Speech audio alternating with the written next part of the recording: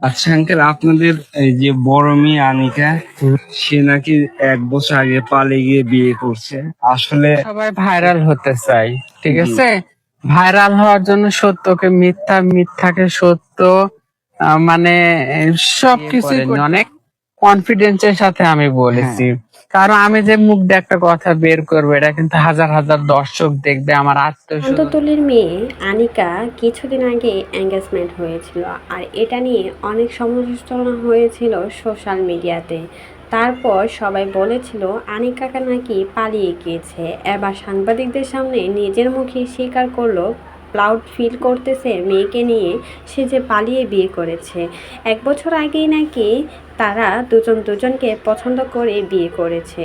আর পছন্দ যাকে করেছে সে শান্ততুলির আপন বাইস্তা হয়। তার সাথেই ঘরোয়াভাবে এঙ্গেজমেন্ট ছেড়েছে শান্ততুলির মেয়ে আনিকার। এবার আসল সত্যিটা সবার সামনে তুলে ধরল শান্ত। নিজের মুখেই কিন্তু সবার কাছে স্বীকার করে নিল আনিকা যে আসলে পালিয়ে বিয়ে করেছিল।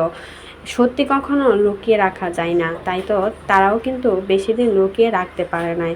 প্রথম যখন এই ছেলের সাথে উঠা বসা ছিল তখন থেকে মানুষজন তাদেরকে একসাথে দেখেছে, কিন্তু কেউ কখনো জানতো না এই ছেলের সাথে আনিকার কোনো সম্পর্ক আছে বা এই ছেলের সাথে পালিয়ে বিয়ে করেছে। অনেকে তো কমেন্ট বক্সে বলেছে আনিকা আর এই ছেলেকে অনেক জায়গায় ঘুরতে দেখা গেছে, কিন্তু আনিকার সাথে যে ছেলেটা ছিল সেই ছেলে যে পরবর্তীতে তার হাজব্যান্ড হবে বা হাজব্যান্ড করে ফেলেছে সেটা কিন্তু কেউ জানতো না।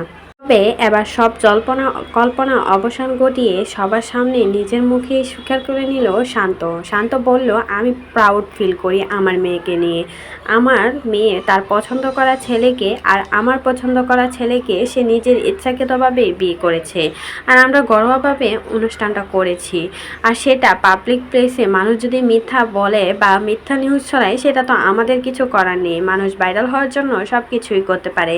তো দু একটা মিথ্যা কথা বললে সেটা আমাদের তাতে কিছু যায় আসে না। তো এই বিষয়ে যদি আপনাদের কোনো মতামত থাকে সেটা কিন্তু অবশ্যই আমাদের কমেন্ট বক্সে অবশ্যই কমেন্টে জানাতে ভুলবেন না।